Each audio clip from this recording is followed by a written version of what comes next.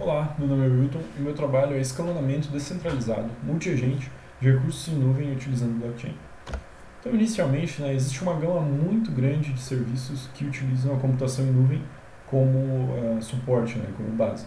Esses serviços eles podem pertencer à própria organização que é dona dos recursos, dona do data center, disponibilizados na forma de SaaS, por exemplo, ou de organizações terceiras que simplesmente alugam esses recursos para que as suas aplicações possam ser executadas. Independente de qual seja o tipo do serviço, qual seja o dono, todas essas aplicações elas devem necessariamente ser escalonadas em estruturas físicas que sejam capazes de executá-las. Ou seja, tenham recursos para que essas aplicações possam ser executadas e respeitem as restrições que podem ser impostas por uma série de agentes diferentes e de características. Então, o escalonamento em si trata-se de, possuindo um conjunto de trabalhos e um conjunto de máquinas, você multiplexar esses trabalhos ao longo do tempo nessas máquinas, de modo que eles possam ser executados. O escalonamento ele pode buscar uma série de maximizações ou minimizações, pontos ótimos nessas maximizações ou minimizações, como, por exemplo, minimizar o tempo de completude desses trabalhos ou maximizar a utilização das máquinas. E principalmente no cenário que a gente está trabalhando, que seria de data centers, que possui uma carga de trabalho crescente, cada vez mais diversa, o escalonamento ele torna-se crítico, justamente porque eu tenho uma quantidade de variáveis muito grande e é muito interessante que eu consiga, no caso, se você pensar extrapolando essa matriz, tendo uma quantidade muito grande de máquinas e muito maior de trabalhos, é muito interessante que eu consiga utilizar todas essas máquinas e que eu consiga agilizar o tempo que leva para eu concluir esses novos trabalhos que vão chegando. E isso acaba se tornando uma tarefa computacionalmente muito custosa, levando em conta a dimensionalidade desse problema sendo tratado. E os desafios, então, que são apresentados para novos escalonadores, segundo o Reis, são principalmente a variabilidade e heterogeneidade dos recursos e das cargas de trabalho. No quesito dos recursos, isso acontece porque conforme o passar do tempo, novas tecnologias vão surgindo e não é prático nem economicamente viável trocar todos os recursos do data center. Então o que acontece é que novas tecnologias, novas máquinas vão sendo agregadas a recursos já existentes, tornando essa frota de máquinas heterogênea. E o mesmo acontece com as cargas de trabalho, Em decorrência de eu ter uma grande variabilidade de aplicações que estão sendo executadas ali, as cargas de trabalho também se tornam muito variáveis. Em seguida, a gente tem demanda e disponibilidade de recursos altamente dinâmica. Então, o escalonador ele tem que estar pronto para lidar com cargas de trabalho, pedidos de escalonamento, que variam de forma muito rápida, crescem exponencialmente ou diminuem muito rápido, e lidar também com os recursos que podem, num dado momento, estar completamente ocupados e no momento seguinte já estar completamente livres. Então, uma dinamicidade muito grande da demanda. E a necessidade de recursos é pouco previsível. Previsibilidade é interessante para os escalonadores porque, olhando para o futuro, eles conseguem tomar decisões muito próximas das ótimas ou ótimas. Geralmente, quando você olha apenas para o presente momento, você pode acabar caindo em pontos que não são ótimos, o que não é interessante para a tomada de decisão. E preferências e restrições de classes de recursos. As restrições de classe de recursos elas podem advir justamente porque eu tenho aplicações que só podem rodar em máquinas que têm certos componentes, e as preferências são impostas pelos usuários sobre a execução das aplicações deles. Em contrapartida, a gente tem uma série de benefícios de atacar esses problemas. Um artigo do Google de 2015 ele fala que aumentar levemente a utilização pode gerar milhões de dólares de economia no data center. Esse levemente são poucos pontos de porcentagem. E mudanças de comportamento, de políticas simples no escalonamento, podem implicar em até 150% de sobrecarga. Nesse caso, eu precisaria de muito mais máquinas para tratar as mesmas cargas de trabalho que eu trato no teste de referência, apenas pela modificação de variáveis do escalonamento.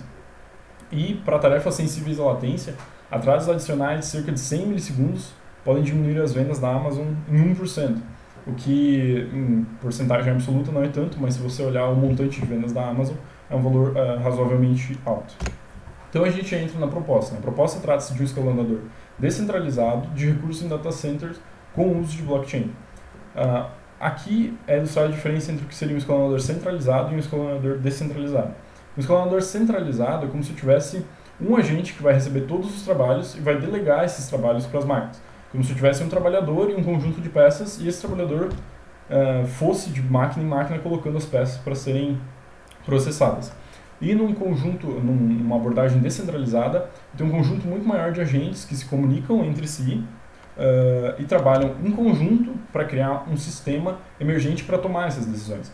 Então teria um grupo de agentes que não tem uma inteligência tão complexa, mas que trabalhando em conjunto conseguem criar um sistema muito maior, mais inteligente e complexo, que consegue resolver esses problemas da maneira esperada, né, ou de uma maneira eficiente.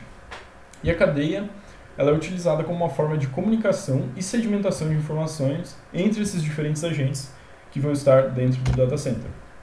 Cada agente, nessa analogia, ele seria uma abstração do que seria a máquina física subjacente. Ou seja, cada máquina dentro de um data center ou de um cluster, né, para reduzir o escopo, seria representada por um desses agentes. E ao invés de um agente central escolher quais trabalhos vão ser dados para essas máquinas, a gente inverte essa hierarquia e cada máquina escolhe quais trabalhos ela vai querer e quais trabalhos ela vai deixar para que outros vizinhos executem. Né? E essas escolhas elas são feitas baseadas nas informações que uma máquina possui sobre seus vizinhos. As informações que são trocadas elas podem ser estáticas e dinâmicas, né? Ou estáticas ou dinâmicas.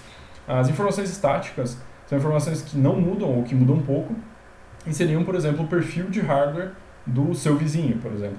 Seria qual CPU ele possui, quantos núcleos nessa CPU, quanto de memória, disco, velocidade do enlace e etc. E as informações dinâmicas seriam a carga dos vizinhos. Por exemplo, quanto de carga há na CPU, quanto de memória, quanto de disco está sendo ocupado ou quanto daquele enlace. Os trabalhos, então, eles são dispersados entre os trabalhadores, utilizando algum meio de balanceamento de carga para que esses trabalhos sejam distribuídos para toda essa gama de trabalhadores, né, já que eu tenho diversos agentes. E essas decisões tomadas por cada trabalhador, elas são feitas com base nas informações que ele possui sobre si mesmo, né, sobre o próprio perfil dele, e dos vizinhos naquele momento. Essas informações idealmente seriam repassadas por uma rede de fofoca para otimizar, né, a troca de informações sem gerar muita carga na rede.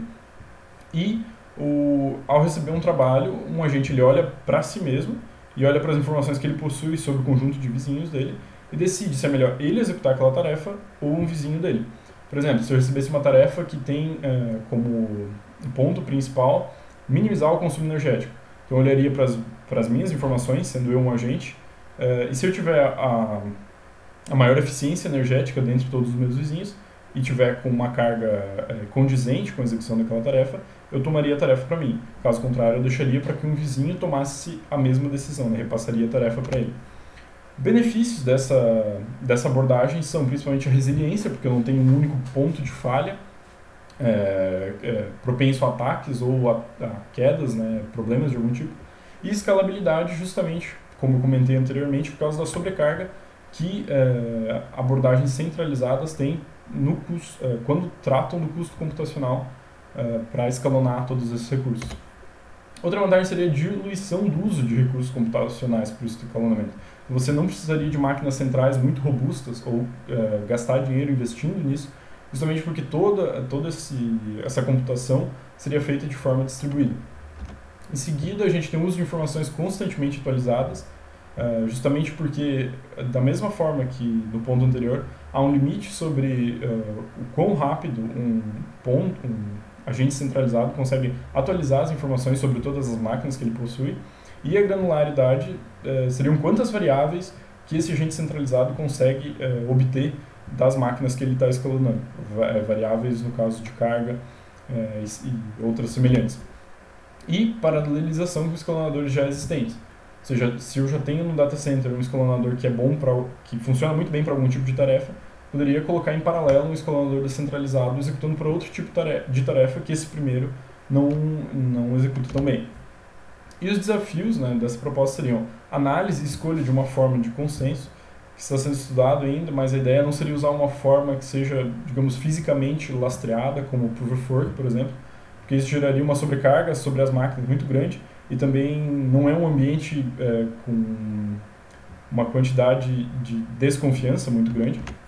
A confiança e desempenho da rede subjacente, porque essa sendo uma aplicação totalmente dependente da rede, então a rede que está por baixo dessas máquinas ela tem que ser confiável e tem que ter um desempenho bom, e isso tem que ser tratado também.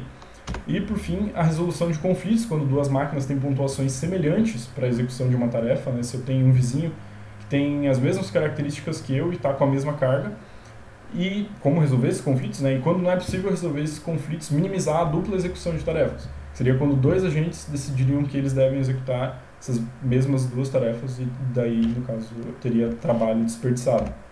E a conclusão, a pesquisa encontra-se em etapas iniciais de delimitação de escopo e revisão bibliográfica, e o desenvolvimento da proposta ele tem vários desafios, porém o problema ele é significativo e relevante, e a sua resolução ou melhoria de soluções já existentes, né, ela pode ser bastante benéfica para possíveis usuários.